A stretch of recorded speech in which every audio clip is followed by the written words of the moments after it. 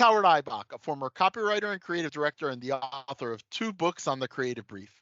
And he's Henry Gomez, an ad agency strategist with 26 years of experience. Together, we're the Brief Brothers, having an ongoing conversation about creative briefs, briefing, and advertising. We're back, Henry, and today we're going to do something we've never done before. We're going to start the process of actually writing a creative brief, you and me, together right here on the episode of the Brief Brothers. And we are going to talk about the problems and the opportunities that have been presented to us when I posted a link on LinkedIn asking for a little help from some of our viewers. And my buddy Mark Jensen, who is a lecturer at the University of Minnesota's Hubbard School of Journalism and Mass Communication, responded with 3 brands and 3 opportunities. Actually, there's 2 problems and 1 opportunity.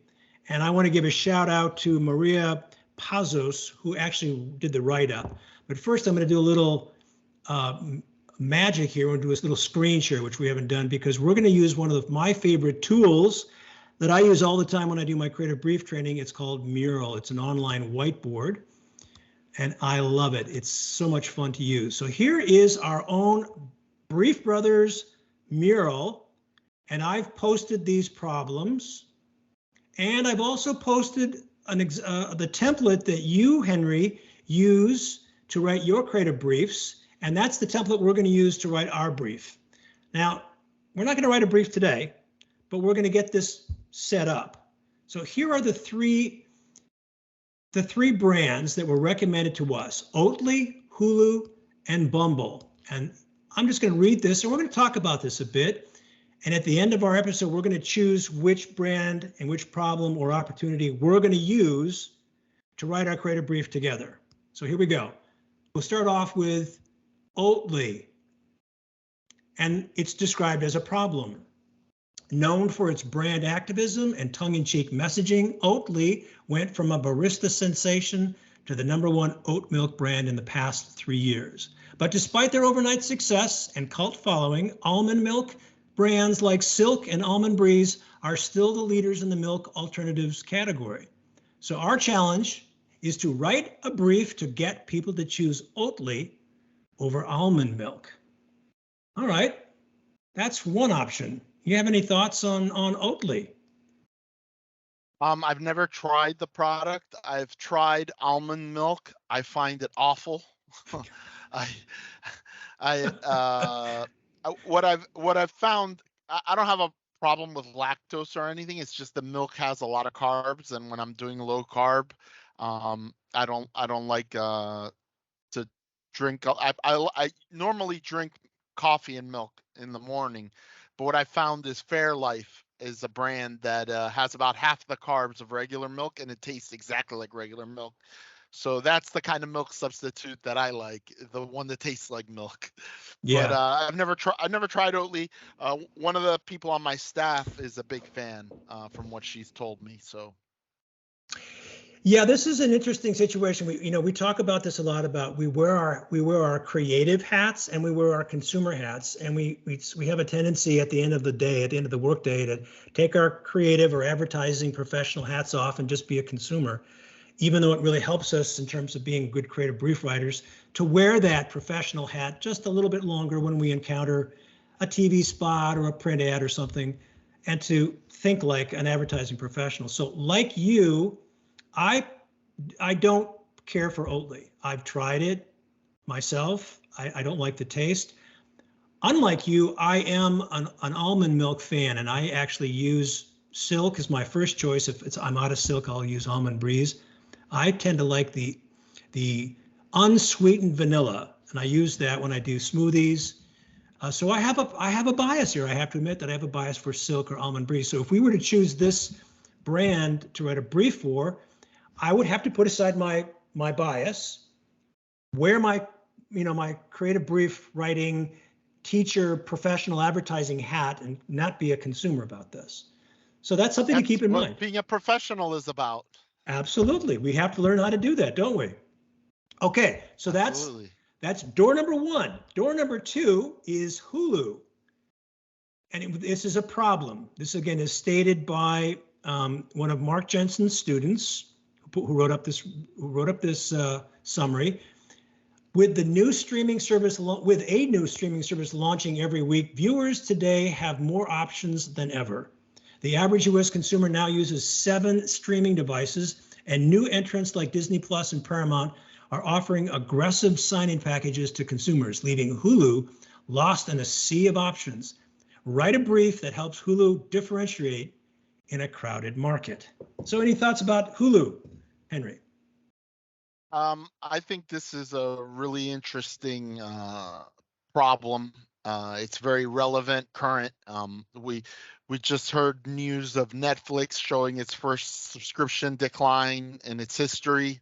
Hard to remember when Netflix started sending you DVDs in the mail, and it's been a streaming service for a while now. But I think this is accurately articulated. There seems like one of these services pops up every 2 minutes. And which ones are going to survive? We also heard the news that CNN Plus came and went in less than a month. So I think it's a relevant target. I have some experience in the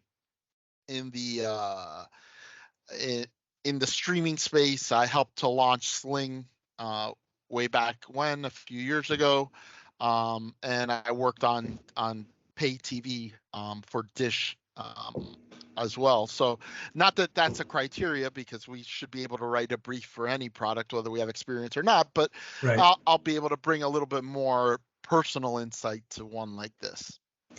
Well, I agree with you there, Henry. I do have a little experience in this general category. I worked on the Dish Network account myself, but it was quite a number of years ago, something like 20 years ago, when it was first coming into its own.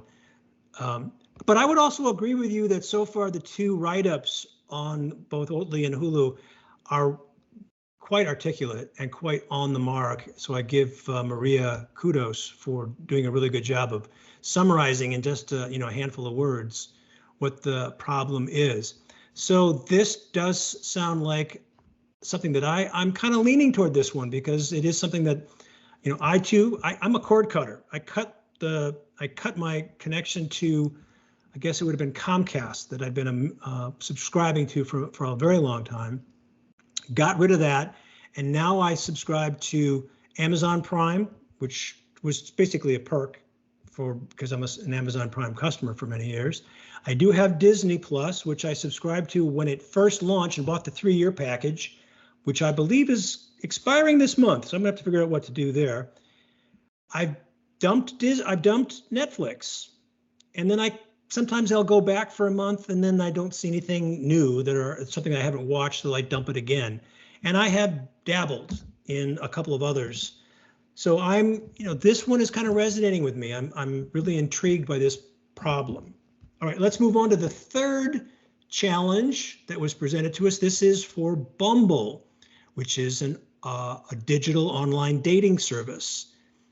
And this one is described not as a problem, but as an opportunity.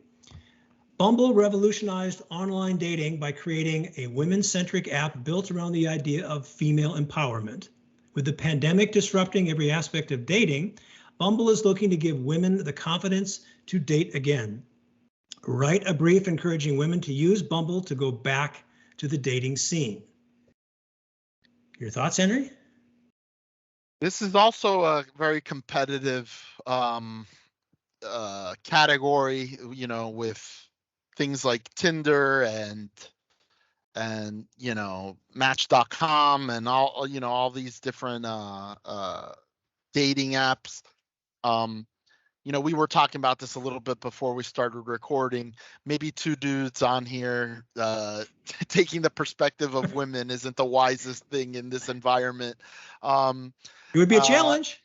It would be, and that's why I don't want to rule it out for that reason, but I'm just more intrigued by the Hulu challenge. To me, I think it affects more people. I think it's a product that could be potentially bought by more people and the whole competitive environment is very much in the news right now with streaming.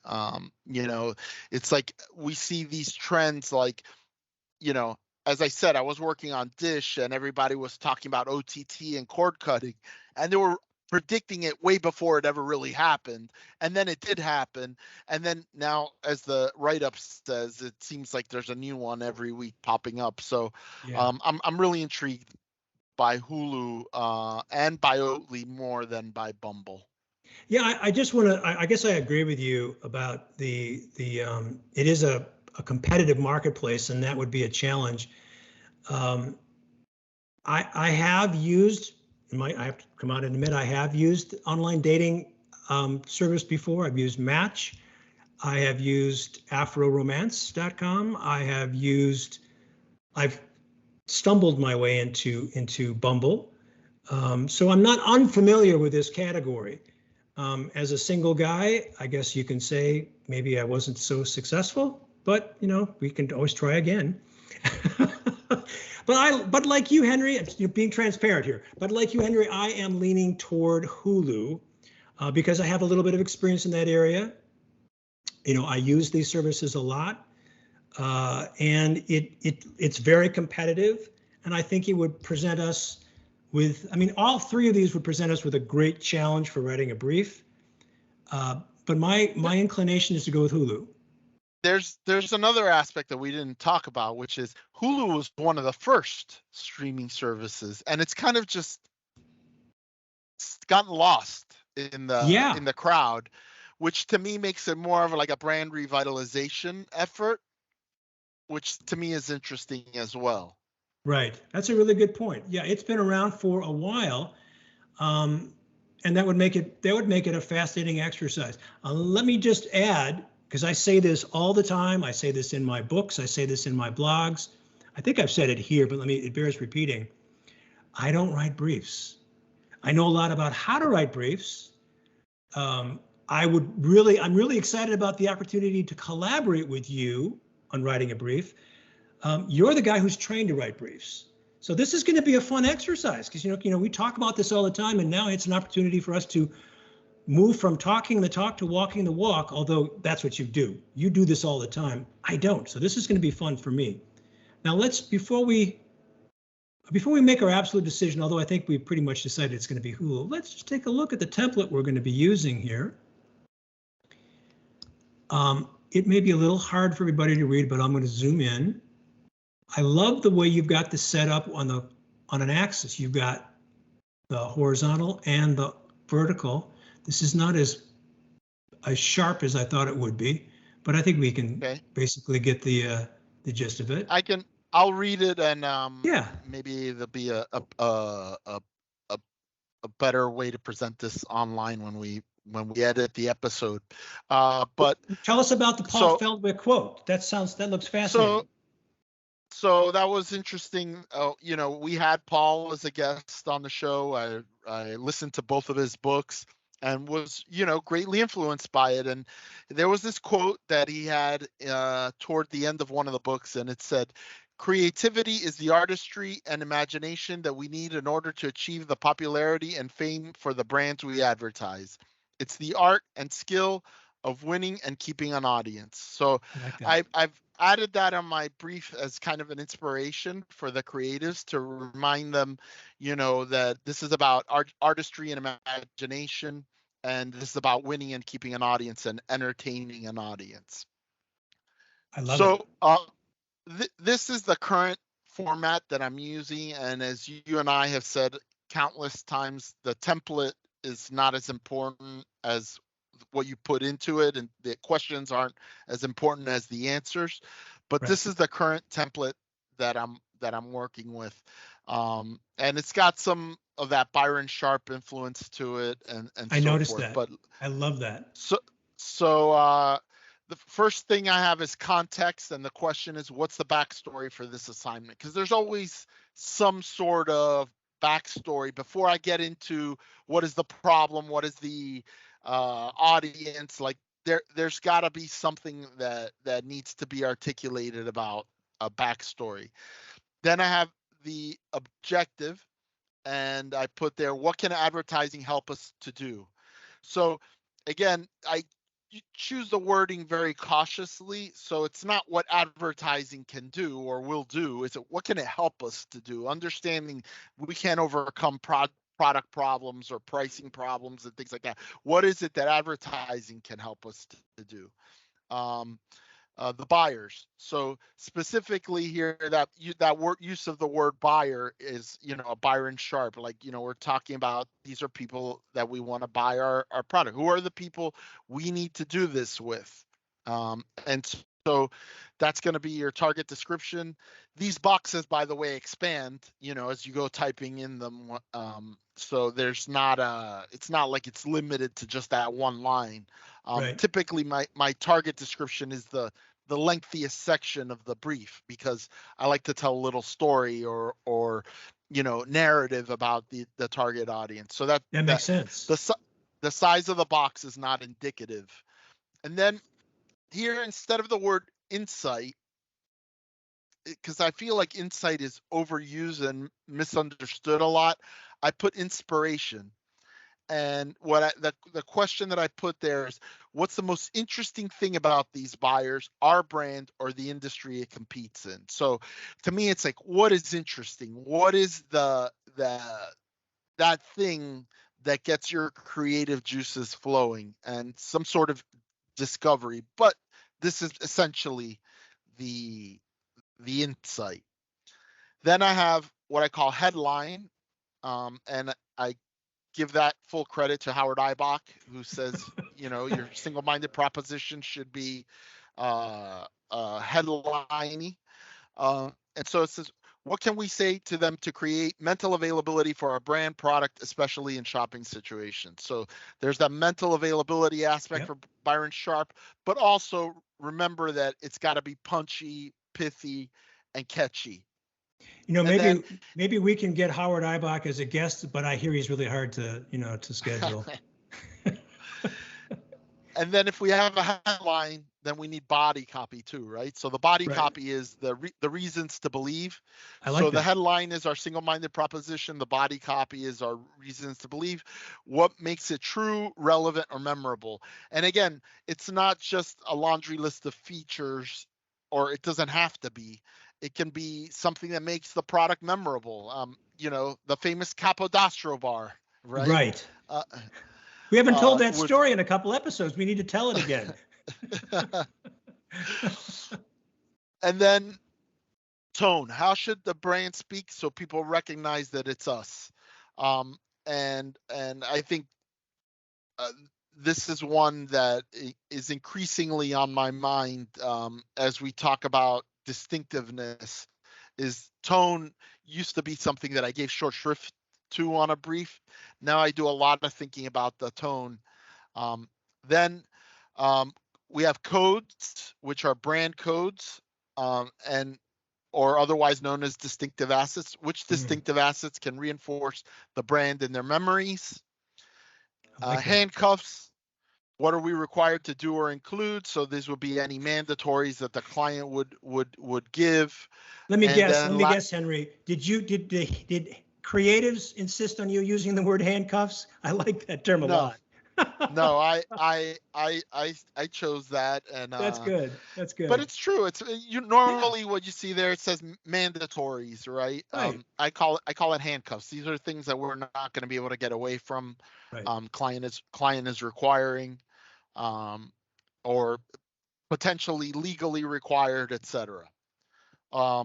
And then I have bonus round, which is there anything else we should consider? So here I might include thought starters, other tidbits of information, links to see relevant videos, whatever, anything. This is a potpourri that could really catch anything else that I want to communicate. That's great.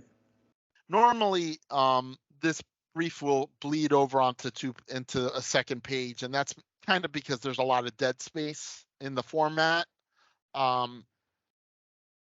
I'm fine with that. I'm And- normally pretty No, fine. I don't think there's a problem. I mean, normally people say we'd like to see something fit on one page, but if it goes into the second page, that's fine. Again, it's the quality of the writing.